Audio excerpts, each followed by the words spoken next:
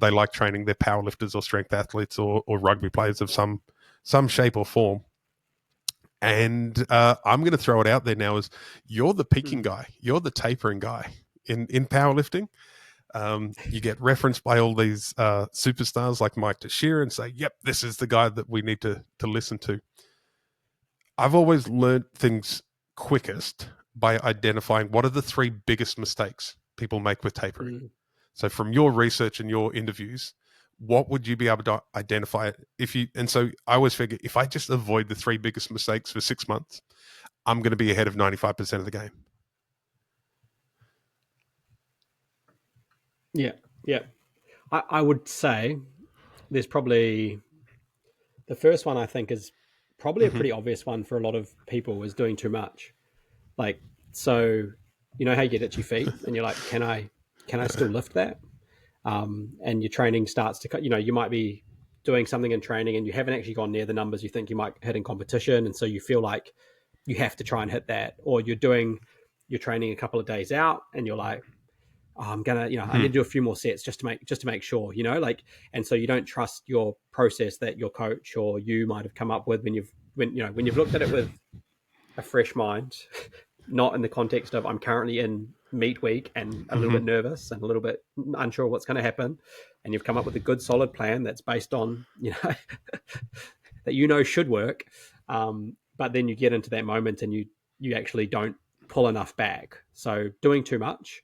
That could also though go probably further back in terms of into the training cycle itself, like training just too hard in the lead up to competition. So, rather than necessarily, having your volume, at its peak, say 5 weeks out or something like that, trying to bring that too close to the meet. So you're just trying to train too hard all the way up and you're not actually giving yourself that space to recover. So that would be one thing, like doing too much.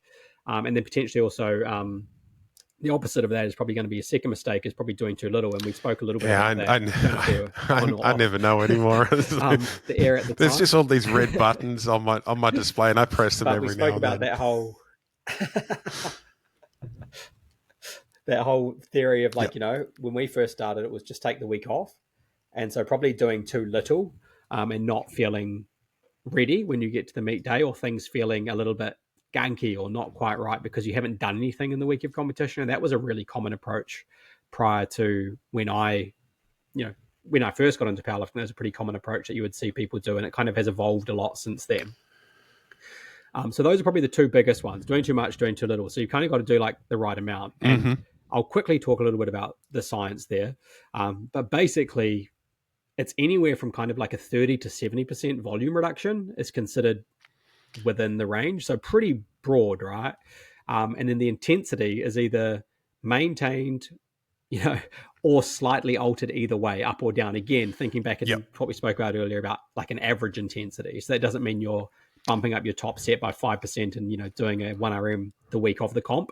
But you might keep it relatively intense or relatively high, 85, 90%-ish, could still be done within that time frame. And it's probably good to do within that time frame. So those would be the 2 biggest things. But a big volume reduction should be the focus, and then the intensity. Don't go back to doing next to nothing. And I remember back we were in the training hall at Worlds in 2014 with Brett Gibbs, and I remember he did something that I hadn't seen before, and it was like I think it was only a handful of days out, and he did quite a heavy bench press, and I was like, oh, that's interesting. And I remember asking him about it, and then saying, okay, so it might have been 2 or 3 days out and he did a relatively heavy bench. It might have been pretty close to his opener.